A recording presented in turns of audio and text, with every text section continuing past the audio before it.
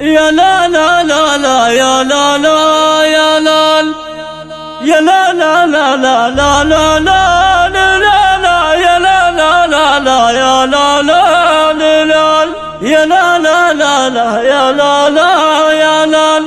يا لا لا لا لا يا لا لا يا لا لا يا لا لا يا لا لا لا لا لا مرحبا مرحبا بالوفود باسم ابو فيصل عبد العزيز يا صقور حرار هداد قالها المالك قالها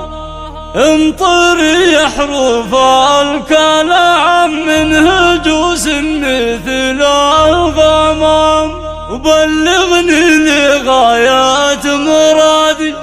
قالها المالك قالها وسال الله يرحم عتيبي من شاهد له قريب وبعيد بل مراجل وشورى ساداتي قالها المالك قالها بل مراجل وشورى ساداتي قالها المالك قالها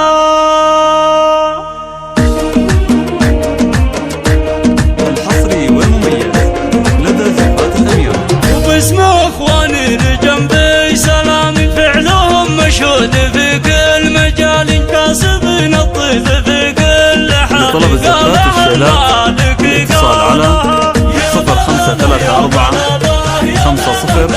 65. بارك الله بك يا مهند يا كريم زهاب المقام يوم ناديت جانا المناد قالها المالك قالها يا لا لا يا لا لا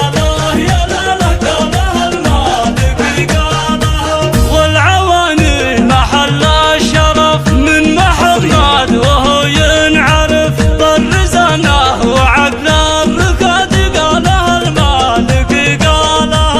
يا لا لا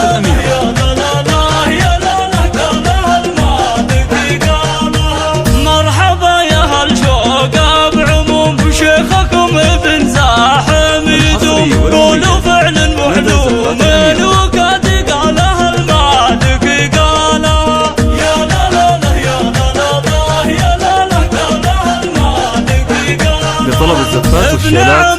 الاتصال على 0534 50 65.